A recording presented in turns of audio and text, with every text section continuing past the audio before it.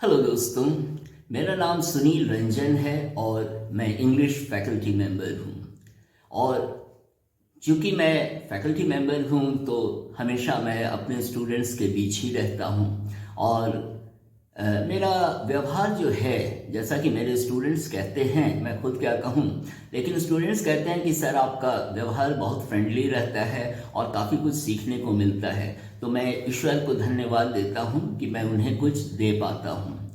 और मैंने यह वीडियो इसलिए बनाया है क्योंकि मैं स्टूडेंट्स के बारे में ये फील करता हूँ कि अभी जो भारत की स्थिति है, कहीं से भी कोई प्रेरणा की बात नहीं देखने को मिलती है। क्योंकि राजनेता जो सत्ता में बैठे हुए हैं वे लोकसभा, राज्यसभा या विधानसभाओं में ही धक्का मुक्की करने लगते हैं और यह देश को गलत संदेश जा रहा है।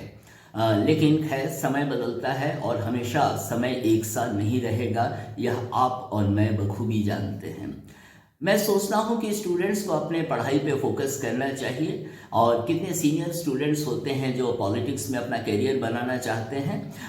ठीक है, पॉलिटिक्स भी एक करियर हो सकता है, लेकिन एक मैच्योरिटी, एक परिपक्वता आने के बाद यदि आप जाते हैं पॉलिटिक्स में तो आपको ज़िंदगी की कुछ समझ भी हो जाती है, आपको लोगों के बारे में भी जानकारी होती है, कौन क्या है और आप किसके साथ कितनी दूर तक चल सकते हैं।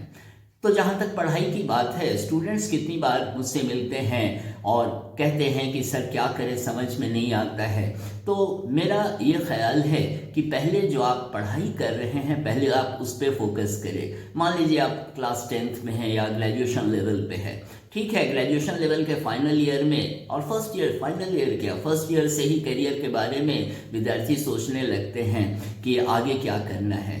तो आजकल इंटरनेट की दुनिया हो चुकी है, तो आप सर्फिंग भी कर सकते हैं, बहुत सारे करियर ऑप्शंस हैं जो आप उनके बारे में सोच सकते हैं। ऐसा नहीं है कि केवल मेडिकल और इंजीनियरिंग ही करियर है। यह शुरू से एक पारंपरिक एक सोच चली आ रही है कि बड़ा होकर इंजीनियर बनेगा या डॉक्टर बनेगा, लेकिन आजकल करियर ऑप्शंस इतने ज़्यादा हो चुके हैं कि आपके लिए कभी कभी डिफ़िकल्ट हो जाता है ये सोचना कि कौन सा करियर आपके लिए अच्छा रहेगा।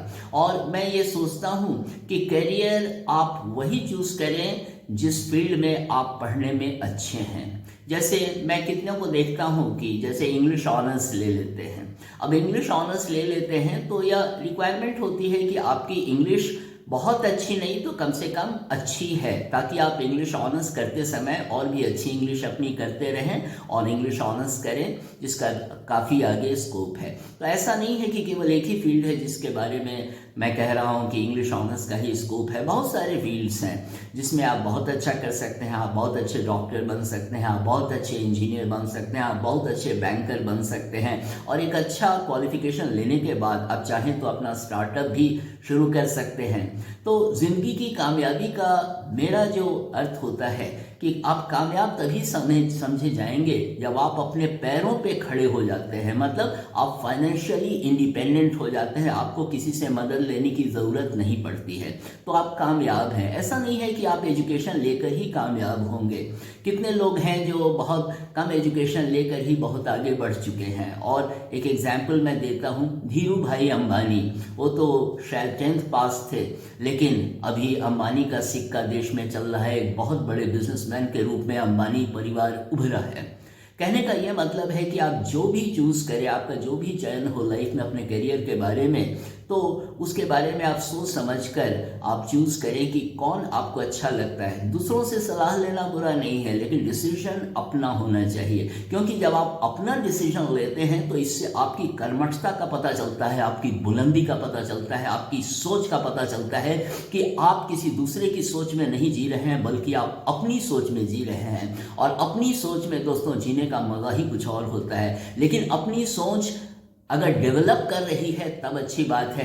कितनी बार हम अनडेवलप्ड सोच को ही अपनी सोच कह देते हैं। तो सोच को भी डेवलप करने की ज़रूरत है और सोसाइटी में देखना पड़ेगा। क्योंकि जब आप कमरे में बंद रहते हैं और खिड़कियां भी बंद रहती हैं, दरवाजे बंद रहते हैं, तो आपको बाहर की दुनिया की सच्चाई का पता नहीं चलता है। तो मैं अपने स्टूडेंट्स को भी कितनी बार कहता हूं कि अपने मन की खिड़की खोलो, मन के दरवाजे खोलो, क्योंकि दुनिया है ये, और आपको दुनिया में लोगों के बीच से गुजरते हुए अपना मुकाम हासिल करना है। तो आप जो भी सब्जेक्ट चूज करें तो आप बहुत अच्छा करें। अगर आपको लगता है कि उस सब्जेक्ट में आप बहुत अच्छा करेंगे तो करते करते आप में एक पैशन डेवलप कर जाएगा, एक दीवानगी आपकी आ जाएगी, और वह दीवानगी बहुत ज़रूरी है लाइफ में करियर बनाने के लिए। आप किसी भी फील्ड में जाएं, और आजकल तो दुनिया ऐसी हो चुकी है कि अब आप इंडिया में रह के भी आप ऑनलाइन इंटरव्यू दे सकते हैं और आपकी जॉब कनाडा में कहीं इंतज़ार कर रहा है आपका जॉब। तो दुनिया भर में लोग जा रहे हैं, काम कर रहे हैं। इंडियंस ही बहुत बड़ी संख्या में अमेरिका में और यूरोप में बसे हुए हैं।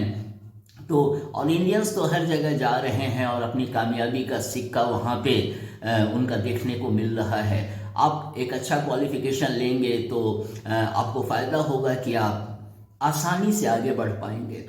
तो ऐसा नहीं है कि केवल एजुकेशन से ही कामयाबी मिलती है, लेकिन एक बेसिक एजुकेशन होने से क्या होता है कि आप में एक रिफाइनमेंट आ जाता है, और वह रिफाइनमेंट दोस्तों बहुत ज़रूरी है। उससे एक पर्सनैलिटी एक आदमी की डेवलप कर जाती है। और आजकल तो ऐसा है कि पैसे की हवस ऐसी हावी हो चुकी है दुनिया पर कि जो जितना पैसा कमाता है उसी को लोग बड़ा कहते हैं। लेकिन ऐसा नहीं है कि हम अपने मूल्यों को छोड़ दें। मूल्यों को त्याग कर पैसा कमाना कभी आपको सही मायनों में खुशी नहीं देगा, क्योंकि आदमी जो होता है वो बेसिकली अच्छाई को चाहता है, वो सच बोलना चाहता है। हाँ, ये ज़रूर है कि सामाजिक प्रॉब्लम्स के कारण, सोशल प्रॉब्लम्स के कारण कभी कभी कुछ ऐसा करना पड़ जाता है जो आपके दिल को गवारा नहीं होता है, लेकिन आप क्या करें, कभी कभी ऐसा हो जाता है। तो हम मानव हैं, और अपने आप को मानव के रूप में हम देखें तो काफ़ी कुछ हम जिंदगी से सीखते भी चलते हैं। और सबसे अच्छी बात होती है कि जब आप सीखते हैं तो बुद्धिमान लोग होते हैं कि गलती करते हैं तो सीख लेते हैं और कोशिश करते हैं कि दोबारा वो गलती ना हो, और बेवकूफ़ लोग होते हैं वो गलती पे गलती करे रहते हैं और आलसी जैसा बन के दुनिया को या अपने लाइफ को देखते रहते हैं। तो नहीं, आपको इंटेलिजेंट होना पड़ेगा, आपको शार्प होना पड़ेगा, तभी आप ज़िंदगी में आगे बढ़ सकते हैं। क्योंकि भारत की जनसंख्या भी इतनी ज़्यादा है कि कंपटीशन बहुत टफ है, एक एक नंबर से लोगों का छूट जाता है। और सिविल सर्विसेज की जहाँ तक बात करें, IAS, इस समय लाखों में एप्लीकेंट्स होते हैं और सिलेक्शन होता है 700 या 800 का। तो आप सोच सकते हैं कि कितना टफ कंपटीशन होता है। तो केवल सिविल सर्विसेज की बात नहीं, मेडिकल, इंजीनियरिंग, बैंकिंग, हर जगह आप देखेंगे लोग अप्लाई कर रहे हैं, और इतनी बड़ी संख्या में अप्लाई करते हैं कि बड़ा मुश्किल हो जाता है। जो सेलेक्टर्स होते हैं उनको भी डिसाइड करना बड़ा मुश्किल हो जाता है कि किसको रिजेक्ट करें। तो ऐसा होता है, हमारे देश में कंपटीशन टफ है। लेकिन एक चीज़ मैं कहना चाहूँगा कि यदि आप अपनी क्वालिटी को डेवलप करते हैं तो क्वालिटी डेवलपमेंट ही पर्सनालिटी डेवलपमेंट है। जब आप अपनी क्वालिटी को डेवलप करेंगे तो आप बहुत आगे जाएंगे। और क्या है कि ओपन माइंडेड होकर रहना चाहिए, क्योंकि जब तक खुली सोच में आप नहीं जिएंगे वो ताजगी ज़िंदगी की नहीं रहेगी। हम परंपराओं को मानते हैं, और अच्छी परंपराएं हैं तो मानना भी चाहिए, लेकिन जो परंपराएं आपके विकास में बाधक हैं उन परंपराओं को आप मानकर आगे नहीं बढ़ सकते। तो इसीलिए नई सोच, नए विचार का होना बहुत ज़रूरी है। और इसके लिए ज़रूरी है कि आप जो भी सब्जेक्ट चूज़ करते हैं तो उस पर फोकस करें। वो भटकाव अगर होगा तो इसका मतलब कि आपकी सोच में बुलंदी नहीं है। एक बार आपने डिसाइड किया, और टाइम लेना चाहिए डिसाइड करने के लिए। ऐसा नहीं है कि हड़बड़ी में आकर निर्णय ले लें, नहीं, टाइम लीजिए और तब डिसाइड कीजिए कि क्या आपके लिए अच्छा रहेगा, क्योंकि तभी आपको सुख भी मिलेगा, आप चैन की नींद सोएंगे। लेकिन एक बार स्टूडेंट्स के लिए खासकर, यदि आपने चूज़ कर लिया है कि आपको ये करना है, तो फिर कोई बहाना नहीं होना चाहिए कि मुझे ऐसा माहौल नहीं मिला, मुझे वैसा माहौल नहीं मिला। नहीं, आपको अपनी ज़िंदगी खुद बनानी है, and you are the architect of your life. And remember always that you have to take control of your life, and if you are not taking control of your life, what the hell are you talking about your aim, your ambition, your desire and the fulfillment of all those desires? तो इसलिए इन सब बातों का ध्यान रखना ज़रूरी है, और आप करेंगे तो आप बहुत तेज़ी से आप आगे बढ़ते रहेंगे। और इसलिए मैं आपके साथ स्टूडेंट्स ये बात शेयर करना चाहता था। मैं बाय प्रोफेशन मैं टीचर हूँ, और मेरे स्टूडेंट्स ने कहा कि इस पर आप एक वीडियो बनाइए, तो मैंने सोचा कि ठीक है, मैं आपसे अपनी बातें शेयर करता हूँ। लेकिन बात है ना कि आपको आगे बढ़ना है ये सोच कर कि हमें एक लक्ष्य प्राप्त करना है और उसकी तरफ आपको बढ़ना है। और डेली जहाँ तक पढ़ाई की बात है, अच्छे स्टूडेंट्स कम से कम 5 घंटा डेली पढ़ते हैं। अच्छे, बहुत अच्छे स्टूडेंट 5 घंटा डेली पढ़ते हैं, और उसमें भी देखा जाता है कि आपने जितनी पढ़ाई की उसमें आपने कुछ सीखा कि नहीं। टेक्निकली इसको कहते हैं कि आपका इनपुट था जो, और आपका आउटपुट, मतलब जो आपने पढ़ाई की और उससे आपको क्या मिला। यदि आपने सीखा नहीं तो फिर पढ़ने का कोई मतलब नहीं होता है। केवल हाथ में किताब रखने से पढ़ाई नहीं होती है, बल्कि हम क्या सीखते हैं वो ज़रूरी होता है। उसके लिए माइंड को बराबर अलर्ट रखना पड़ता है, क्योंकि जब तक आप अलर्ट नहीं रहेंगे आप सीखेंगे कैसे। दूसरी बात, आप में इंटरेस्ट होना चाहिए, और कहते हैं ना कि एक काम को आप बार बार करिए तो वो हैबिट बन जाती है। तो पढ़ने की भी एक हैबिट होनी चाहिए, फोकस करना पड़ता है। और मैं तो अपने स्टूडेंट्स को कहता हूँ कि जब टेबल पे बैठो तो टेबल लैंप लेकर बैठो। टेबल लैंप का सबसे बड़ा फायदा क्या होता है कि उसकी लाइट जो है बराबर वो नीचे बुक की तरफ रहती है। तो जैसे लगता है कि टेबल लैंप कह रहा हो कि देखो, चलो यहाँ देखो, इधर उधर मत देखो, चलो यहाँ पढ़ाई करो। तो मैं जब ऐसी बातें कहता हूँ तो मेरे स्टूडेंट्स हंसने लगते हैं और मुझे भी मज़ा आता है। तो इसलिए एक टेबल लैंप आपके पास ज़रूर होना चाहिए। पेन पेंसिल तो आप जानते ही हैं, आपके टेबल पे बराबर रेडी रहना चाहिए। और जब कहीं आप बाहर निकलते हैं तो आपके पॉकेट में एक नोट पैड जरूर रहना चाहिए, नोट पैड और एक पेन। क्या होता है कि जब हम घूमते रहते हैं, टहलते रहते हैं, तो कितने आइडियाज़ हमारे दिमाग में आते हैं, और एक आइडिया का कहा गया है कि एक आइडिया मैक्सिमम 2 मिनट तक हमारे दिमाग में रहता है। और कितनी बार आपको नहीं महसूस होता कि आप याद करते हैं, अरे रे रे रे, एक बार ध्यान में आया था उतर गया।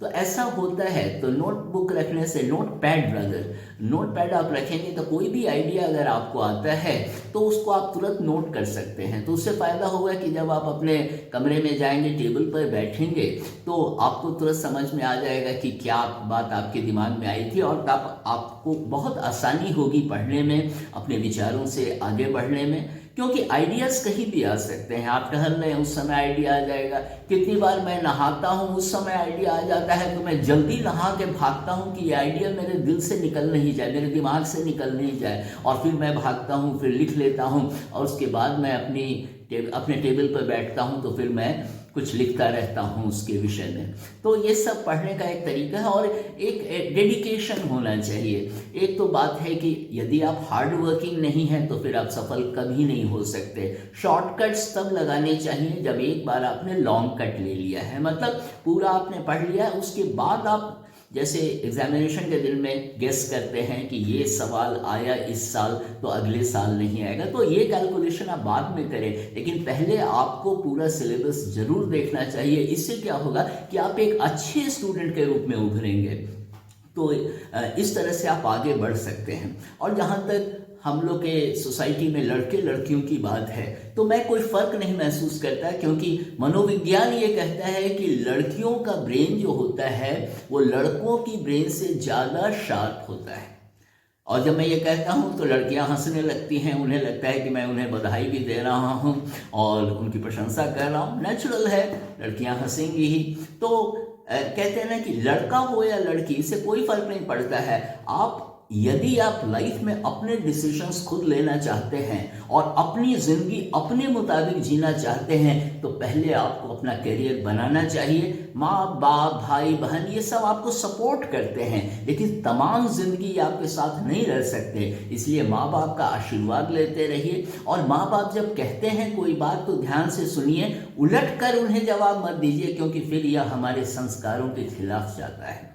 उलट कर जवाब नहीं देना चाहिए, सुनना चाहिए और सोचना भी चाहिए। और कभी कभी डिफरेंस अगर होता है तो उसको डिस्कस भी करना चाहिए, लेकिन बहुत शालीनता से, बहुत पोलाइटली बात करना चाहिए, क्योंकि वो आपसे बड़े हैं। और यही तो हमारे संस्कार हैं जो हमें माँ बाप से मिलते हैं। और जहाँ तक संस्कार की बात करूँ, मेरा तो दोस्तों ये मानना है कि यदि माँ बाप संस्कार ना दे पाएं, माँ बाप देवता नहीं होते हैं, वो इंसान होते हैं, उनका भी एक बचपन गुजरा है। तो मेरा ये मानना है कि यदि आपका संस्कार मतलब बहुत अच्छा बिहेवियर आपको घर में नहीं मिला है, या घर में लगता है कि बहुत सारे फैमिलीज हैं जिसमें कि घर में ही दिन रात लड़ाई होती रहती है, तो उसमें बच्चे कैसे अपने आप को डेवलप करेंगे? वो अपने को इंस्पायर्ड नहीं फील करते हैं। कोई कोई होता है एग्जाम्पल, वो अपवाद होता है। लेकिन तब क्या है, मेरी सलाह आपको ये होगी कि जो चीज़ आपको नहीं मिली वो आप अपने में डेवलप कीजिए।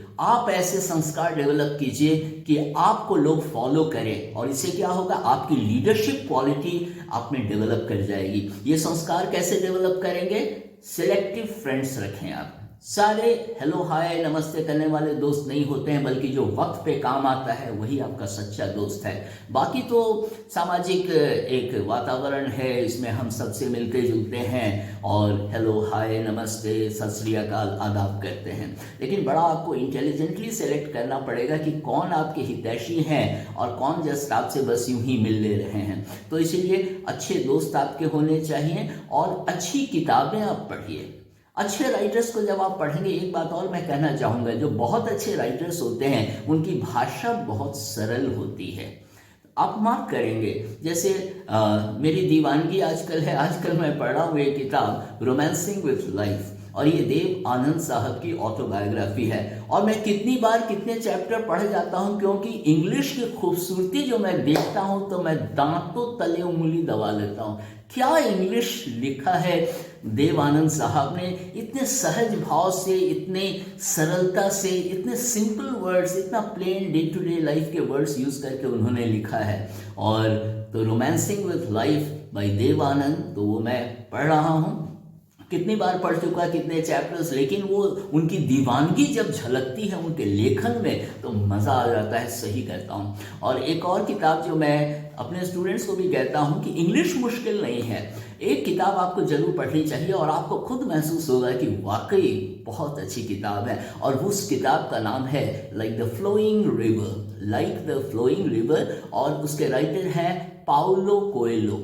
पाउलो कोएल्हो की एक बुक बहुत फेमस हुई और उसका नाम है द एल्केमिस्ट। द एल्केमिस्ट कहते हैं वह व्यक्ति जो किसी भी चीज को छूता है तो वह सोना बन जाता है।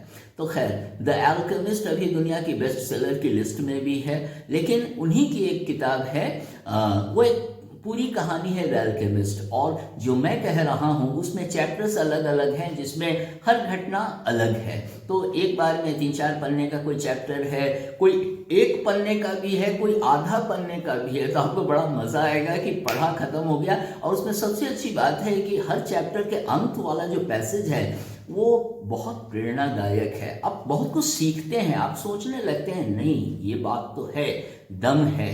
तो उस किताब को मैं पढ़ता रहता हूँ। और एक बार क्या हुआ कि मेरी बेटी है, दिल्ली में जॉब करती है, तो मैंने उसको फ़ोन किया कि बेटा एक बुक तुमको रेकमेंड करता हूँ, उसको ज़रूर पढ़ना। तो बोली कि पापा कौन सी किताब? तो मैंने कहा कि like the flowing river by Paulo Coelho. तो हंसने लगी, मैं चकरा गया, हंस क्यों रही है? कहती है पापा मेरे हाथ में वही किताब अभी है जिसे मैं पढ़ रही हूँ। तो मुझे भी हंसी आ गई। कहने का मतलब है कि अच्छा साहित्य पढ़ने से अच्छा संस्कार बनता है, अच्छे दोस्त मिले अच्छा संस्कार बनता है। और केवल दूसरों की सलाह पे मत रहें, बल्कि आप खुद सोचिए कि आपको लाइफ में आगे कैसे बढ़ना है, क्योंकि जो भी आपके आसपास के लोग हैं वो हमेशा आपके साथ नहीं रहेंगे, आपका आप ही आपके साथ तमाम जिंदगी रहेगा। इसलिए आपको इंटेलिजेंटली डिसाइड करना चाहिए कि लाइफ में करना क्या है, और तब आप आगे बढ़ेंगे। और आपसे उम्मीद है कि आपसे फिर मुलाकात होगी, लेकिन आप सब्सक्राइब करेंगे तो आपसे बार बार फिर मुलाकात होती रहेगी। तो इन शब्दों के साथ मैं ये वीडियो समाप्त करता हूँ, और उम्मीद है, आशा करता हूँ कि अगले वीडियो में फिर आपसे मुलाकात होगी। Thank you.